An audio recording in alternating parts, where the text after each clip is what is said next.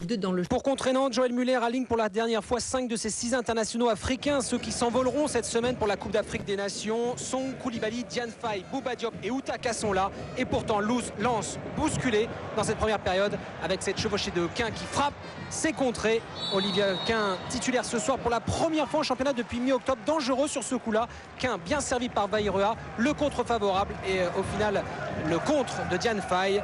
Première occasion du match pour Nantes après seulement 23 minutes. Nantes maître du jeu pendant une demi-heure, mais attention à la réaction lensoise quelques minutes plus tard. Récupération de Diane, le dribble, frappe enroulée et claquette de Landreau. La première action de Lens après 33 minutes, la plus belle de ce match bien terne pour le moment. Admirez cette balle de Diane et surtout la claquette de Landreau. Et dans ce dernier quart d'heure de la première période, changement de scénario, Lens domine et presse Nantes, privé ce soir de Berson, Savino, mais aussi de Yepes, cloué au lit à l'hôtel depuis ce matin, avec Morera sur la gauche face à Ziani, le centre de Morera, tête de Bouba Diop et nouvel arrêt sur sa ligne de Landreau qui sauve les Nantais à 2 reprises en 4 minutes exactement. Landreau impérial face à Bouba Diop qui remplace ce soir Olivier Thomay. Voilà, c'est tout pour la première période. 0-0 à la pause et au retour des vestiaires, Lens repart à l'attaque avec Morera, très actif dans ce match. Morera sur la droite, le centre, ballon renvoyé mollement par la défense nantaise et le jaillissement de Yoann Lachor qui tente sa chance, c'est au-dessus. Lens pousse pour tenter de faire oublier ses 3 derniers revers d'affilée en championnat. Coup franc ensuite, avec une nouvelle fois la récupération de Morera. Cette fois, ça frôle le poteau de Mickaël Landreau. Ça chauffe de plus en plus sur le but nantais, même si Morera, le meilleur buteur nordiste, n'est pas plus en réussite que ses partenaires. Toujours 0-0 entre Lens et Nantes et nouvelle offensive des 100 et or avec Roll pour Thomer qui vient d'entrer en jeu. Le centre de Thomer, remise de la tête de Bakary. Corridon, frappe en pivot, les 2 points de Landreau, une nouvelle fois présent. Landreau qui retarde l'échéance, toujours 0-0. Mickaël Landreau, sans aucun doute, le meilleur nantais ce soir face à un Charles-Édouard Corridon, lui aussi excellent.